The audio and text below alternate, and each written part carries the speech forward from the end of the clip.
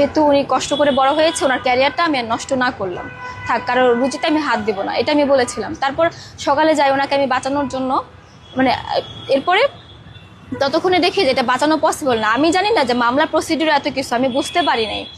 আমার নাম সুমাইয়া আক্তার, ঢাকা কেরানীগঞ্জে আমার বাড়ি।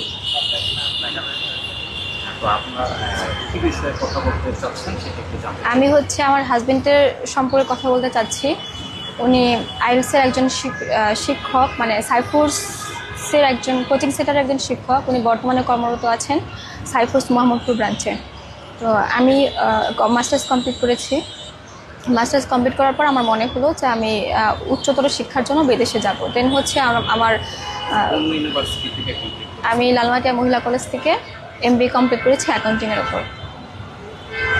আমি এরপর আসি ইংলিশ শেখার জন্য সাইফোর্স মোহাম্মদপুর ব্রাঞ্চে। এখানে যখন আসি ক্লাস করি তখন আমি দেখেছি আদনান স্যারকে, এবং দেখতাম যে আদনান স্যার সবার মাঝখান থেকে আমাকে একটু এক্সট্রা কেয়ার করছে। বোর্ডে নাম্বার লিখে আমাকে ইশারা করছে নাম্বার তুলে নেওয়ার জন্য। আগে আমরা আপনার একটু ফ্যামিলি পরিচয়টা একটু জানতে চাই। আপনার ফ্যামিলিতে কে কে আছে? আমার ফ্যামিলিতে হচ্ছে, সেটা বলতে গেলে আরও অনেক কথা বলতে হয় ভাইয়া। আমার ঠিক আছে, আপনার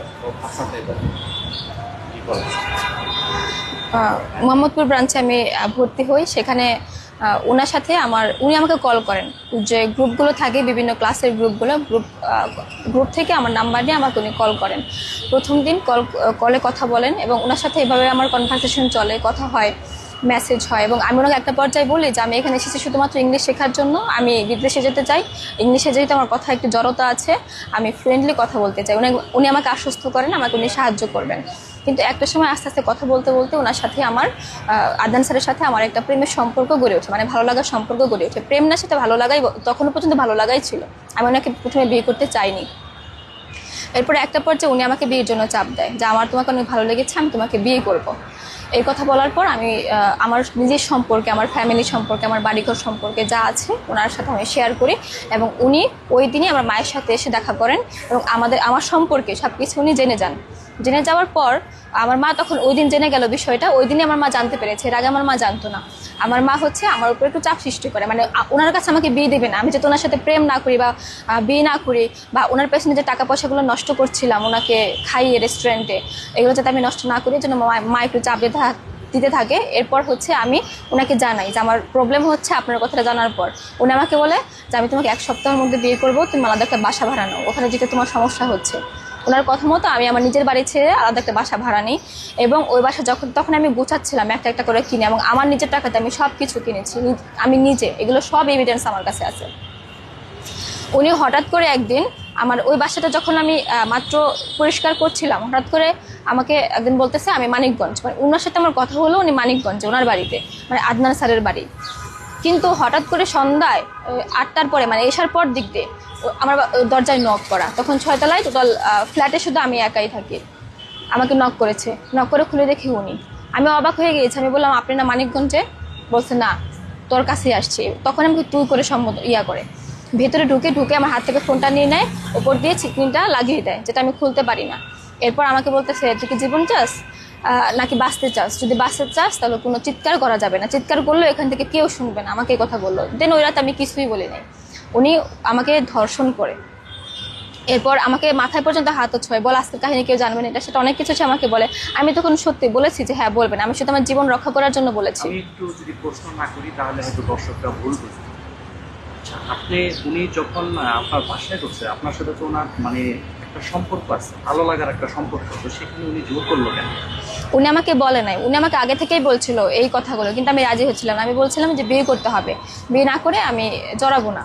এই জন্য উনি আমাকে না বলে আমার বাসায় নক করেছে, আর আমি দরজাটা খুলে ফেলেছি। লুকিং গ্লাস ছিল, কিন্তু ওইখানকার লাইটটা ছিল না, যে কারণে আমি দেখতে পারি নাই। আর ওই বাসাটা মোটামুটি সিকিউর, যে চোর ডাকাত যে হঠাৎ করে ঢুকে পড়বে এরকম না। আমি নতুন গিয়েছি তো আমি বুঝতে পারি নাই, আর উনি আমাকে বলেও নাই যে আমি আসতেছি। ধর্ষণ করার পর আমি ওই দিন রাতের কিছু বলি নাই, কাউকে কিছু বলি নাই লজ্জা শরমের জন্য। আমি পরদিন কেরানীগঞ্জ মডেল থানায় একটা মামলা দায়ের করি, এবং ওইখানে এটা হচ্ছে গত 2025 সালের জুন মাসের 31 তারিখ উনি এই কাজটা করেছে, এবং 1 তারিখে এই মামলাটা রুজু হয়েছে। উনি 3 তারিখে আবার আমাকে কল করেছে, উনি নাকি একটা ভিডিও করে রেখেছিল, আমি জানি না, আমি তখন সেন্সেও ছিলাম না, উনি ভিডিও করছে কি না করছে আমি জানি না। এরপর হচ্ছে উনি বললে যে আমি আবার আসবো, বলেছি না আর আসা যাবে না, বলে আমাকে বলেছে আমার কাছে ভিডিও আছে। এরপরে আমি আর কথা ওনার সাথে বাড়াই নাই, আমি 999-এ কল করেছি। 999-এ কল করার পর পুলিশ এসে আমার ওই বাসা থেকেই ওনাকে অ্যারেস্ট করে নিয়ে গিয়েছে গত সালের জুন মাসের 3 তারিখে। নিয়ে যাওয়ার পর উনি একটা কথা বারবার বলছিল যে সুমাইয়া আমি খুব অসহায়, আমি খুব গরিব, আমার ঘর বাড়ি কিচ্ছু নাই, যমুনার চরে একটা চর উঠেছে সেখানে আমরা থাকি, তুমি আমার সম্পর্কে জানো, আমি অনেক কষ্ট করেছি, তোমাকে আমি সব খুলে বলেছি, তুমিও বলেছো তোমারটা, আমি আমাকে খুলে বলেছি। এই কথা উনি আমাকে বলেছেন। আমার তখন একটু মায়া হয়েছিল, কিন্তু আমার রাগ ছিল যে উনি এরকম কাজটা আমার সাথে না করলেও পারতো, আমার প্রচণ্ড রাগ ছিল ওই মুহূর্তে। আমি চলে যাই, ওনাকে পুলিশটা ধরে নিয়ে যায়, ওনার বড় ভাই আমাকে কল করে, বলে যে সুমাইয়া আমরা তো শুনেছি তোমার বিয়ে করবে আদনান তোমাকে, আর আদনান যেহেতু তোমার সাথে অন্যায় করেছে, তুমি অ্যারেস্ট করাই দিছো, ওরা তুমি জামিন করো, আমি নিজে দাঁড়া থেকে তোমার বিয়ে দেবো। আদনানও বলছে আমি তোমার ভালোবাসি, তোমার বিয়ে করবো, সারা জীবন থাকবো। আমার একটু মায়া হয়।